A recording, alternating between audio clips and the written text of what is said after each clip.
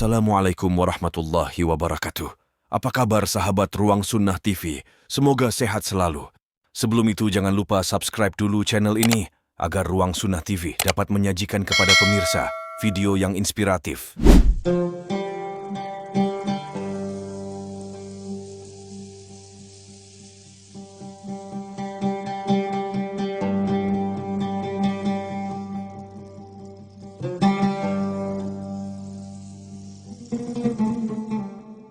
Suatu saat beredar berita, para petinggi Quraisy menyediakan hadiah 100 ekor unta betina muda yang hampir beranak bagi siapapun yang bisa menangkap Muhammad bin Abdullah, hidup atau mati. Seorang pemuda bernama Suraqah bin Malik dari desa Madlaji tergiur.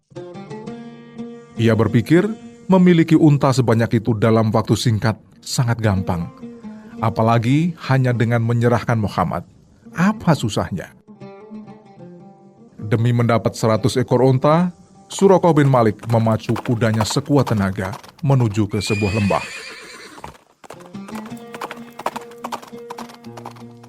Sesaat kemudian, ia melihat buruannya, Nabi Muhammad dan Abu Bakar. Namun ketika berusaha mendekati Nabi, tiba-tiba kudanya tersandung. Suraqah terpelanting dari pelana. Tanpa memperdulikan rasa sakit, ia kembali ke punggung kuda dan memacunya.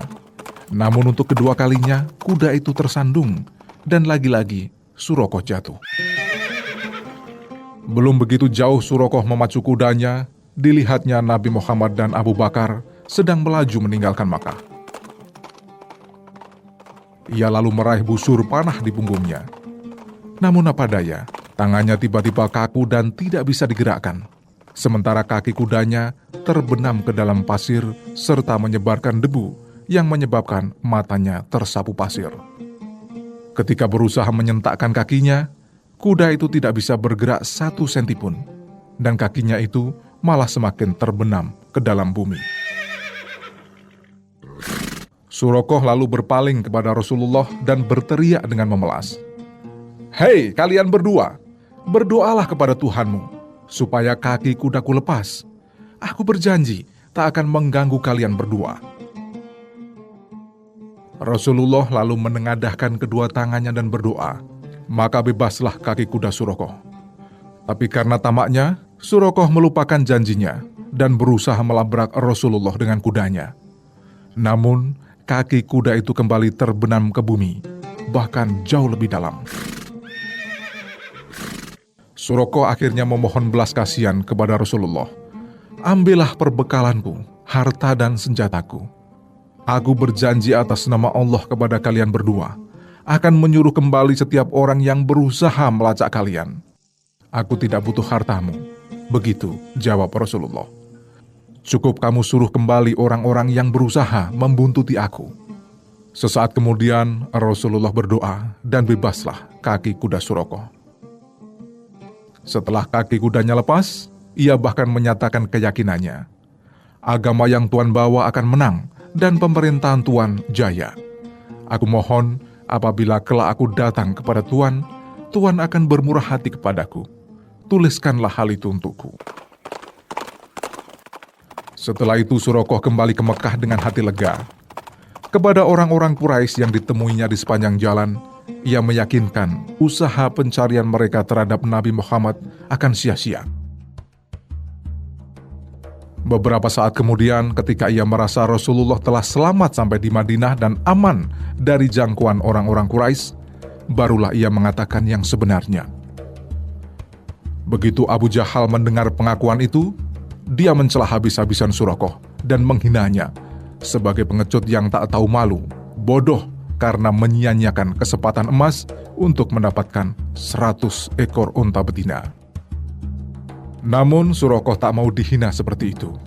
Dia bilang, "Demi Allah, kalau engkau melihat dan mengalami peristiwa yang aku alami ketika kaki kudaku amblas ke dalam pasir, engkau pasti yakin dan tidak akan ragu sedikit pun bahwa Muhammad itu jelas Rasulullah.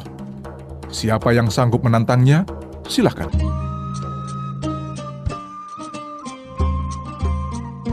Waktu terus berlalu. Nabi Muhammad yang tadinya hijrah meninggalkan Makkah dengan sembunyi-sembunyi di malam yang gelap, kini kembali sebagai panglima, memimpin puluhan ribu prajurit yang berbaris rapi, menyandang pedang dan busur. Para pembesar Quraisy yang selama itu angkuh dan sok kuasa, datang kepada Nabi dengan kepala tunduk, ketakutan dan cemas. Mereka minta dikasihani. Kata mereka, "Hukuman apa yang akan Tuhan berikan kepada kami?"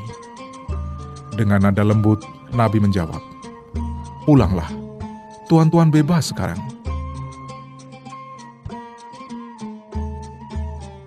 Suroko juga ingin menggunakan kesempatan itu untuk menghadap Rasulullah, hendak menyatakan imannya, dan tak lupa membawa tulang bertulis janji Rasul kepadanya 10 tahun lalu, ketika ia hendak menangkap Rasul bersama Abu Bakar. Dengan upaya keras, Suroko akhirnya bertemu Nabi. Lalu Nabi berkata, "Hari ini adalah hari menepati janji dan hari perdamaian."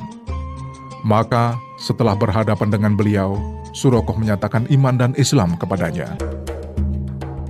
Suroko diberi umur panjang dan menyaksikan kemenangan pasukan Islam di bawah kepemimpinan Khalifah Abu Bakar dan Umar bin Khattab. Pada suatu hari menjelang akhir pemerintahan Khafilah Umar, Panglima Sa'ad bin Abu Waqqas tiba di Madinah. Mereka melaporkan kemenangan yang dicapai tentara muslimin dan menyerahkan harta rampasan yang diperoleh dalam perang di jalan Allah, sabilillah. Harta rampasan itu berupa barang-barang emas, intan dan mutiara, pakaian kebesaran kerajaan yang bersulam benang emas bertabur intan permata. Khalifah Umar tampak kebingungan. Ia kemudian berkata, "Alangkah jujurnya orang-orang yang menyerahkan semua ini." Ali bin Abi Thalib menimpali, "Itu semua karena Anda bersih, sehingga jamaah Anda juga bersih. Tapi bila Anda curang, mereka akan curang."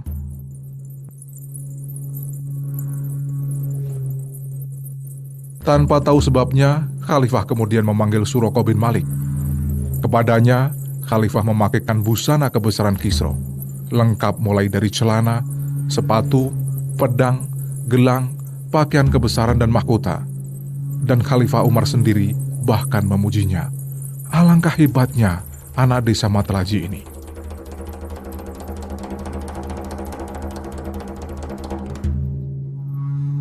Suroko bin Malik akhirnya tak dapat menahan air mata. Dengan demikian, terbuktilah ucapan baginda Nabi Muhammad SAW kepada Suroko 10 tahun sebelumnya, saat ia akan menangkap dan membunuh Nabi. Saat itu beliau berkata, "Bagaimana jika suatu saat kamu memakai gelang kebesaran Kisra?"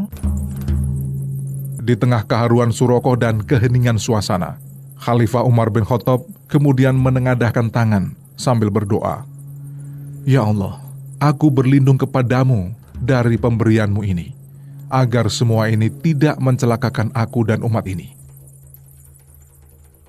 Setelah doa itu diucapkan, semua harta rampasan perang itu dibagikan kepada kaum muslimin.